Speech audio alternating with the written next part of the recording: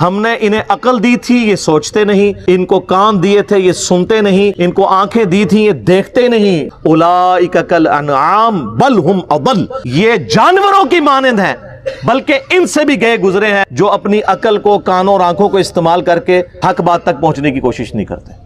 یہ چونکہ قرآن کے دشمن ہے، بدنیتی کی وجہ سے نہیں، پوری نیک نیتی کے ساتھ، میں کہتا ہوں اس امت میں جس نے بھی اس امت کا جنازہ نکالا پوری نیک نیتی کے ساتھ نکالا ہے، کوئی دو نمبری نہیں تھی ان کے اندر، پوری نیک نیتی کے ساتھ۔ چونکہ شیطان جب ان کے برے اعمال ان کی نظروں میں سنوار دیتا ہے تو نیک نیتی سے وہ کام کر رہے ہوتے ہیں نا۔ تو قرآن سے دور کرنے کے لیے انہوں نے لوگوں کو یہ کہنا شروع کر دیا کہ آپ جو ہے نا وہ ایک تو موٹا سا جملہ، یہ قرآن حدیث ڈائریکٹ نہیں پڑھنا گمراہ ہو جاؤ گے، یہ تو آپ نے اکثر سنا ہے۔ اچھا، جو صحابہ کرام تھے وہ تو قرآن سنتے تھے، ان کے آنسو روا ہوتے تھے، چلے ان کی آپ کو یقین نہیں آتا۔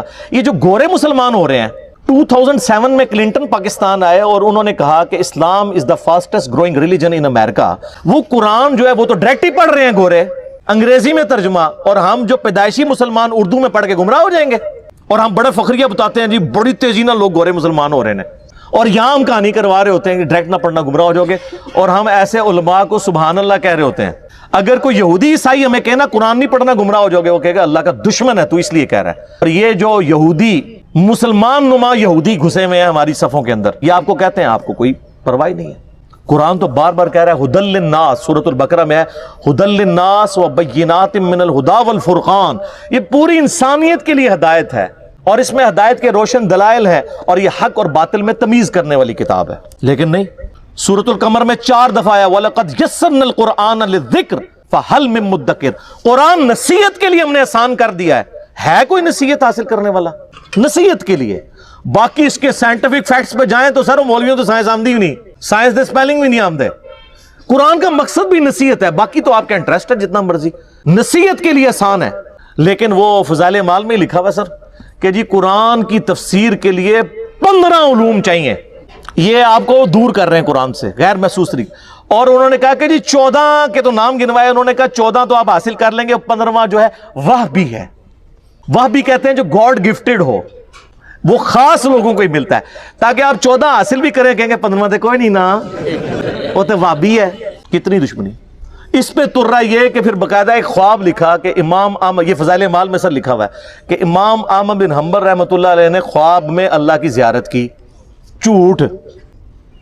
بازید بستامی کے بارے میں کشف المحجوب میں لکھا ہے کہ انہوں نے اللہ کی زیارت کی ڈائریکٹ، اور تذکرۃ الاولیاء میں لکھا ہے معراج کی رات انہوں نے بھی معراج کی اور اللہ کو ڈائریکٹ دیکھا۔ ادھر تھوڑی شرم آئی، انہوں نے ایک سٹیپ نیچے لے آئے، خواب میں دیکھا۔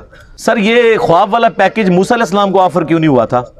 سورۃ الاعراف کی آیت نمبر 143 ہے، حضرت موسیٰ علیہ السلام اللہ کے لاڈلے ترین 5 پیغمبروں میں سے ہیں، اولو العزم پیغمبروں میں سے ایک، کہہ رہے ہیں یا اللہ تجھے دیکھنا چاہتا ہوں۔ اللہ نے فرمایا تو نہیں مجھے دیکھ سکتا، بلکہ پہاڑ کی طرف دیکھ، اگر یہ قائم رہا تو سمجھ لینا تو بھی دیکھ سکتا ہے۔ اور وہ جل کر راکھ ہو گیا پہاڑ، اور موسیٰ علیہ السلام انڈائریکٹلی اس کے ایفیکٹ کی وجہ سے بے ہوش ہو گئے۔ لن ترانی، تو مجھے نہیں دیکھ سکتا۔ تو اللہ تعالیٰ کہہ سکتا تھا کہ بعد میں نے احمد بن حنبل کو خواب میں زیارت کرانی ہے، تو موسیٰ پھر خواب والا پیکج، میں کہتا ہوں آج بھی کہتا ہوں موسیٰ علیہ السلام کو خواب والا پیکج آفر ہوتا نا وہ لے لیتے۔ ہمارے محبوب صلی اللہ علیہ وآلہ وسلم کو خواب میں زیارت ہوئی ہے، جامعہ ترمذی میں حدیث ہے، بڑی لمبی حدیث ہے، جس میں وہ نبی علیہ السلام کی دعا ہے اللہم انی اسألک فعل الخیرات وترک المنکرات۔ مشکات میں اس کا انٹرنیشنل نمبر ہے 748، جامعہ ترمذی کے حوالے سے۔ یہ پروٹوکول کسی کا نہیں ہمارے محبوب صلی اللہ علیہ وآلہ وسلم کے سوا۔ تو کہتے ہیں جی احمد بن حنبل نے خواب میں اللہ کو دیکھا تو اللہ تعالیٰ سے کہا یا اللہ میں تیرا قرب حاصل کرنا چاہتا ہوں، تو اس کے لیے سب سے بہترین ذریعہ کیا ہے؟ تو اللہ نے فرمایا میرا کلام۔ بالکل ٹھیک ہے، ہم بھی یہی کہتے ہیں، لیکن اگر کہانی شروع ہونے لگی ہے تو احمد بن حنبل نے کہا کہ یا اللہ سمجھ کے یا بغیر سمجھ کے؟ ہائے ہائے ہائے، احمد بن حنبل پہ رہا، انہوں نے باقاعدہ ٹریننگ کی تھی اسی کہ کل اسی کہانی کرانی ہے، کل ہم نے کہانی کرانی ہے، آپ ذرا یہ بھی پوچھ لے۔ یہ لکھا ہوا ہے بھائی، اور پوچھ رہے کس سے؟ اللہ سے، جس نے سمجھ کے لیے پیغمبر بھیجا، ساتھ سب کچھ سمجھایا، وہ اس اللہ سے کسی کی جرأت ہے یہ پوچھ لے کہ سمجھ کے کہ بغیر سمجھ کے؟ تو اللہ نے جواب دیا خواہ سمجھ کے خواہ بغیر سمجھ کے۔ استغفر اللہ واتوب الیہ۔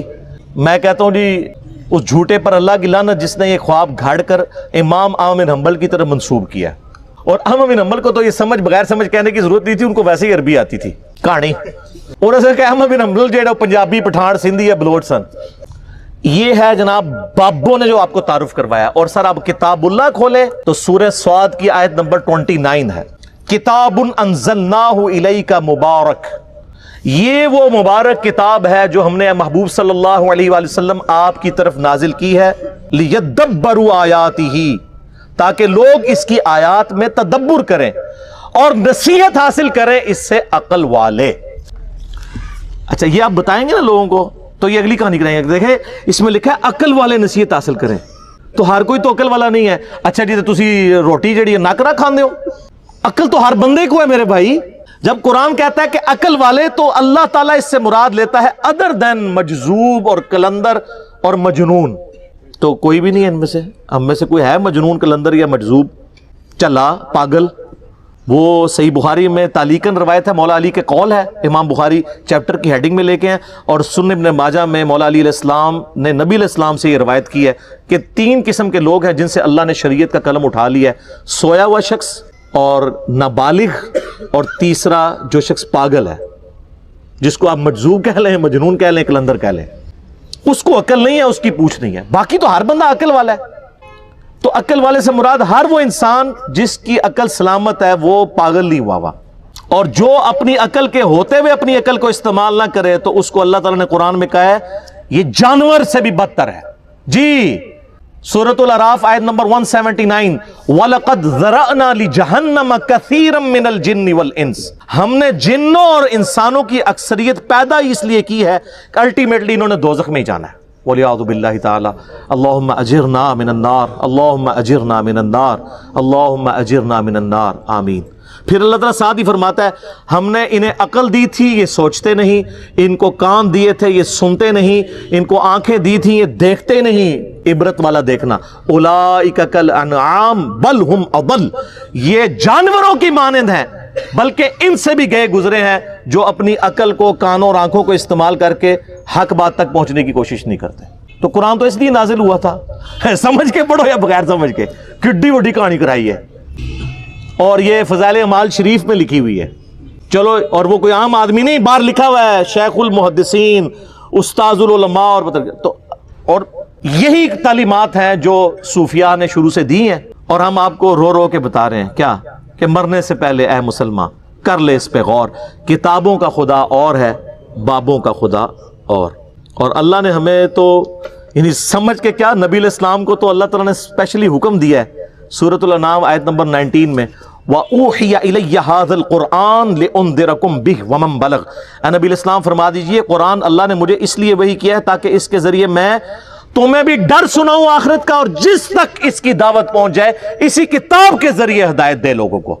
فضائل اعمال فضائل سنت یا کسی مولوی کی لکھی ہوئی کتاب سے نہیں، اللہ کی کتاب سے. پھر سورہ قاف کی آخری آیت ہے 45 نمبر، فذکر بالقرآن من یخاف وعید. اے نبی علیہ السلام اس قرآن کے ذریعے آپ لوگوں کو ڈر سنائیں آخرت کا، ہر اس شخص کو جو اللہ کی دھمکی سے ڈر جائے.